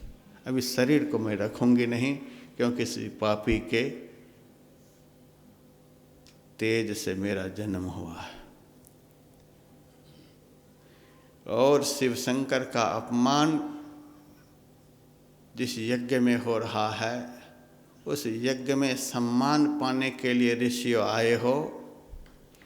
सारे ऋषि मुनियों को भी शाप दिया है, देवी देवताओं को भी शाप दिया है। जिस यज्ञ में भगवान शिव का अपमान, उस यज्ञ में जो यज्ञ ही हुआ है, इतने बड़े महापुरुष का अपमान करने के लिए, उस यज्ञ का समर्थन करने के लिए जो आया है, उन सब का भी अपमान होगा, सबको फल मिलेगा। यह भी बहुत बड़ी बात है। जो यज्ञ दूसरे के अपमान के लिए कराया जाए, उस यज्ञ में भाग लेने वाले को भी पाप लगता है। भगवान शिव का अपमान कराने के लिए यह यज्ञ हुआ है। इस यज्ञ को कराने के लिए आप देवता लोग बैठे हो, आप लोगों को भी यथायुग फल मिलेगा। इतना कहकर अस कह योग अग्नि तन जारा, योगाग्नि में सती ने देह का त्याग कर दिया। देह त्याग करते समय सती जी के मन में देखिए क्या है, मरते समय सती जी के मन में क्या है। सती मरत हरि सन वर मांगा, जन्म जन्म शिव पद अनुरागा। मरने समय जैसी भावना होगी वैसा ही आगे शरीर मिलेगा। देहावसान समय चित्ते यद्यद विभावेत, तत्तदे भवे जीवत्येव जन्म कारणम। देह त्याग के समय चित्त में जो जो भावना जीव करता है वही वही वह होता है, यही जन्म का कारण है। सती जी के मन में अंत काल में देखिए भावना कैसी है। सती मरत हरि सन वर मांगा, मरते समय हाथ जोड़कर जिस भगवान का अपमान किया था सती ने, जिस भगवान की कथा अगस्त जी सुनाई, जिस भगवान के विषय में भगवान शिव शंकर ने बहुत कुछ सती को सुनाया। हे प्रभु, मैंने आपका कभी सम्मान नहीं किया। संत ने आपके विषय में कितना सुनाया था, हमारे पति ने कितना सुनाया, और मैंने आपका कभी सम्मान नहीं किया, इसीलिए हमारी यह दुर्गति हुई। अब आपसे हमारी प्रार्थना, इस जन्म में हमारे पति ने हमारा त्याग कर दिया, आपसे बारंबार हम यही प्रार्थना करते हैं, वरदान मांगते हैं, आगे का जन्म शिव जी के चरणों में समर्पित हो, आगे कभी भी शिव हमारा त्याग नहीं करें। शिव के चरणों में हमारा जन्म जन्म में प्रेम बना रहे, प्रेम कभी घटे नहीं। मरते समय ऐसा संकल्प करके देह का त्याग किया। ते ही कारण हिमगिरी गृह जाई, जन्मी पार्वती तन पाई। इसी कारण हिमालय के घर में सती का जन्म हुआ। संशय मर गया, संशय की मृत्यु, संशय का नाश होता है। जब संशय का नाश होता है तब श्रद्धा का जन्म होता है। भवानी शंकरो वंदे श्रद्धा विश्वास रूपिणो। हिमाचल के घर, हिमालय एक पहाड़ है, पहाड़ के घर में जन्म हुआ, पर्वत के घर में जन्म हुआ, इसीलिए सती का दूसरा नाम पार्वती हुआ। पर्वत के घर में जन्म होने के कारण पार्वती। पार्वती की माँ का नाम क्या है? मैना। श्रद्धा कैसी होनी चाहिए, श्रद्धा की परिभाषा यहाँ पर है। हिमालय के घर, हिमालय क्या है? पहाड़ है। पहाड़ का मतलब स्थिरता का प्रतीक है। पत्थर क्या है? स्थिरता का प्रतीक है। श्रद्धा स्थिर होना चाहिए, डिगे नहीं श्रद्धा। और मैना, मैना का अर्थ अहंकार रहित जीवन। मैना, जो कुछ किया सो तुम किया, मैं कुछ किया नाही। जो मैं कहूँ कि मैं किया, तुम ही थे मुझ माही। मैना, मैं कुछ भी नहीं। अपने में कर्तृत्व का अभिमान नहीं हो और अपने आराध्य देव में पत्थर की तरह स्थिर भाव हो, यही श्रद्धा है। अब श्रद्धा का जन्म। पिछले जन्म में श्रद्धा डामाडोल, संशय, डामाडोल श्रद्धा को ही संशय कहते हैं, और संशय रहित प्रेम को ही श्रद्धा कहते हैं। इस जन्म में बड़ी भारी श्रद्धा के रूप में पार्वती का जन्म हुआ है। मैना, श्रद्धा में अभिमान नहीं होता है, श्रद्धा डामाडोल नहीं हो।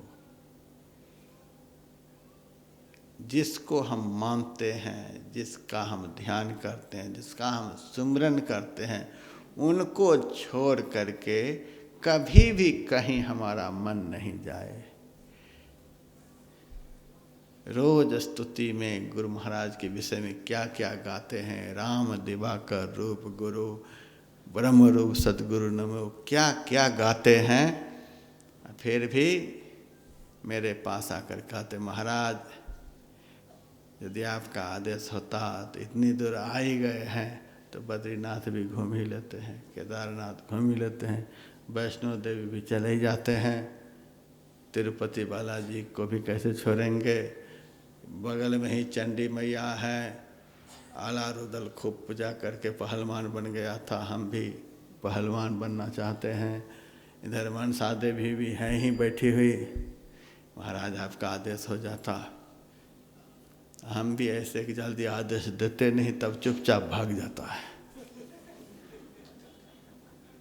कथा सुन रही हैं, भवानी शंकरो वंदे श्रद्धा विश्वास रूपिणो, चुपचाप भाग जाते हैं। तिलक लगा करके आते हैं, हाथ में मोली बांध करके आते हैं। कहाँ गए थे? अब क्या कहें बाबा, बताए नहीं, आप कहेंगे कि नहीं कहेंगे, इसीलिए चले गए। यहाँ से आए हैं, वहाँ से आए हैं, वहाँ से आए हैं। इसी श्रद्धा से आप शिव को पाना चाहते हैं। शिव का अर्थ परमात्मा होता है। इसी श्रद्धा को लेकर के आप शिव को पाना चाहते हैं, कभी भी संभव नहीं है। श्रद्धा ऐसी हो जिसमें अहंकार नहीं हो, मैंपन खत्म। मैना की बेटी है श्रद्धा, मैना, अभिमान रहित अवस्था। हिमालय की बेटी है पार्वती, श्रद्धा अटल हो, स्थिर हो, हिमालय की तरह। खड़ा हिमालय बता रहा है, डरो न आंधी पानी से, ऐसी श्रद्धा हो। अटल श्रद्धा, अति अटल श्रद्धा, प्रेम से गुरु भक्ति कर। हमारे तो बहुत सत्संग ऐसे हैं कि किसी देवता के सामने अर्पण किए हुए प्रसाद भी मुंह में नहीं लगाते। किस देवता का प्रसाद है?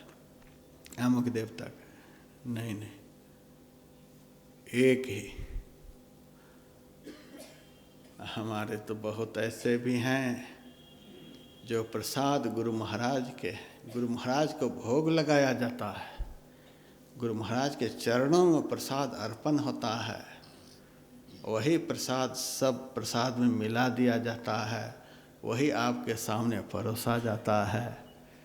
फिर भी जहाँ थाली धोई जाती है, प्रसाद का अंबार लगा हुआ होता है। वही कोई पूड़ी फेंक रहे हैं, कोई खीर फेंक रहे हैं, कोई चावल फेंक रहे हैं, कोई रोटी फेंक रहे हैं, कोई सब्जी फेंक रहे हैं।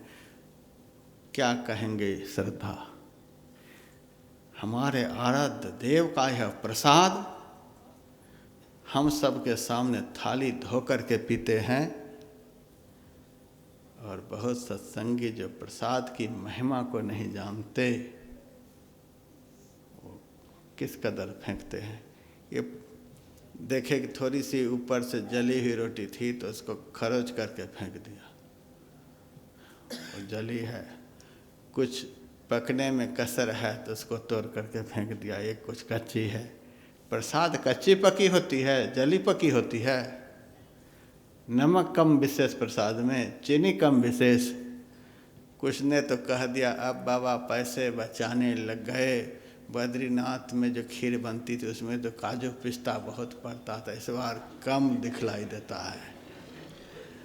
अरे खीर में काजू पिस्ता गिन रहे हो, प्रसाद में काजू पिस्ता। हम अब पैसे कमा रहे हैं, काजू पिस्ता कम दे रहे हैं खीर में, इसीलिए फेंक रहे हैं। श्रद्धा ऐसी हो,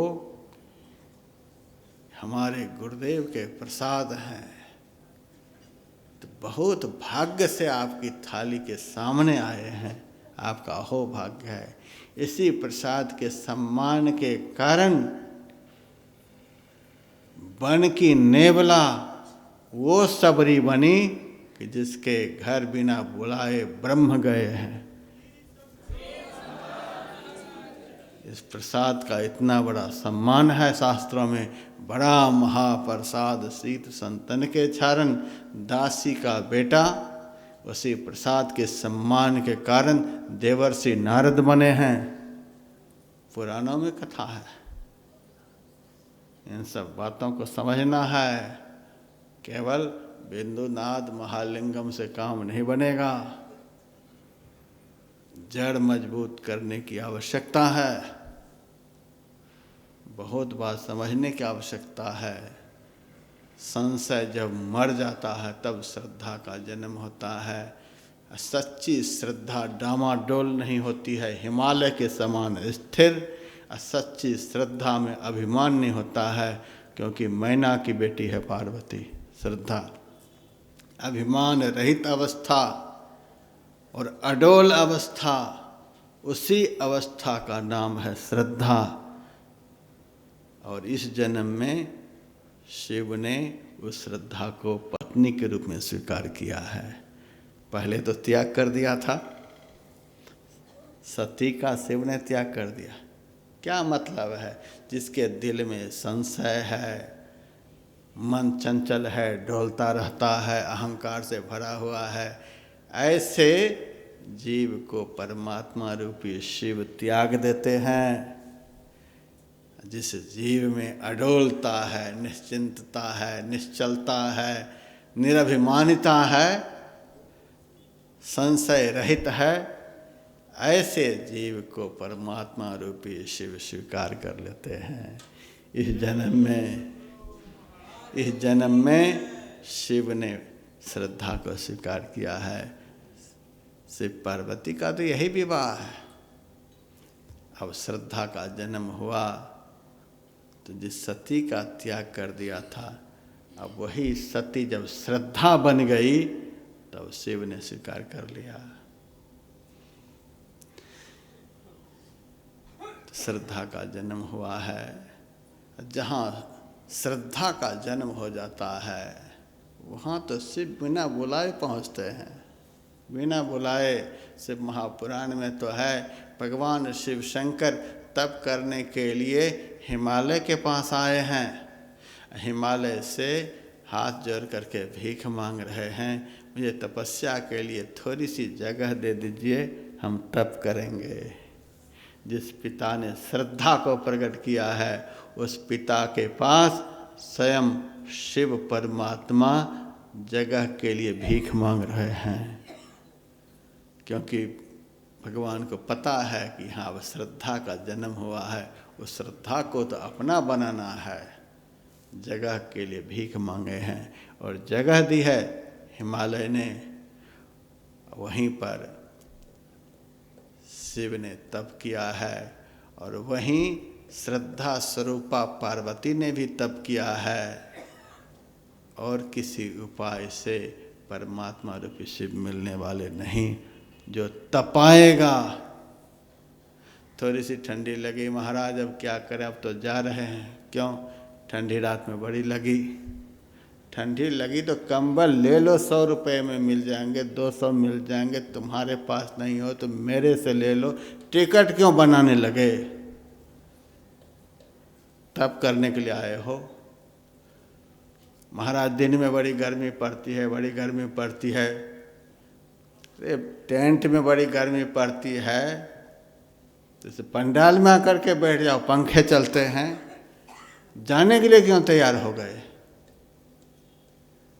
थोड़ी सी गर्मी में व्याकुल हो गए, थोड़ी सी ठंडी में व्याकुल हो गए, थोड़ी सी देर से भोजन हुई उसमें व्याकुल हो गए। बात बात में मन भागता है। ऐसे भागने वाले विचारधारा से आप भगवान को पाना चाहते हैं। शिव को पाने के लिए पार्वती को बहुत तप करना पड़ा है और ऐसी श्रद्धा को दिल में बसाने के लिए शिव को भी तप करना पड़ा है। ऐसी श्रद्धा पाने के लिए शिव को भी तप करना पड़ा है।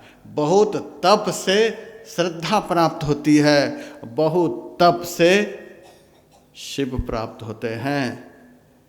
तप का मतलब ये नहीं, अभी तो कोरोना की वजह से आप नाटक कहाँ देखे हैं कुंभ का, नहीं तो कुंभ में नाटक देखा जाता है। कोई कांटे पर लेटे हुए मिलेंगे, कोई पानी पर लेटे हुए मिलेंगे, कोई आग में बैठे हुए मिलेंगे, कोई एक पैर पर मिलेंगे, कोई 3 पैर पर मिलेंगे, किसी का हाथ ऊपर है तो पैर नीचे है, कोई ज़मीन के नीचे घुसे पड़े हैं। क्या क्या यहाँ दिखलाई देता है अभी। लाखों मौनी फिरे लाखों बाघंबरी, अर्धमुखी और नखी लाखों लोह लंगरी, लाखों जल में तिरे लाखों भभूत को छानते, अरे हाँ पलटो जामे राजी राम को नहीं जानते। बहुत कुछ देखने को मिलता। कोरोना की करुणा हो गई है कि ये सब देखने को इस बार नहीं मिल रहा है, केवल सच्चा सत्संग सुनने को मिल रहा है। दया है। लोग कोरोना कहते हैं, हम करुणा कहते हैं।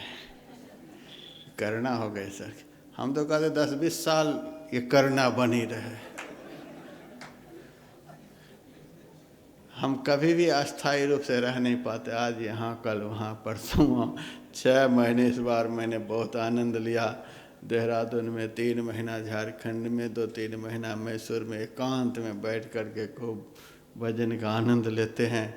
ये कोरोना नहीं, करुणा नहीं तो आज कहीं कल कहीं, बड़ी करुणा। और यदि कोरोना का संक्रमण नहीं होता तो आप लोग भी इतनी संख्या में यहाँ बैठे नहीं मिलते। कोई चंडी घाट पर मिलते तो कोई बनखंडी घाट पर मिलते। डर के मारे सब बैठकर सत्संग कर रहे हैं, किसी तरह से अपने जीवन जन्म को सफल बना रहे हैं। ये तो प्रभु की करुणा हो गई है, कोरोना कहाँ है। बड़ी करुणा है, आनंद लीजिए इसमें। तप करने के लिए आप आए हैं, तपाना है अपने को। तप कहते हैं तपाने को। दुख को भी बर्दाश्त करें, सुख को भी बर्दाश्त करें, मान को बर्दाश्त करें, अपमान को बर्दाश्त करें।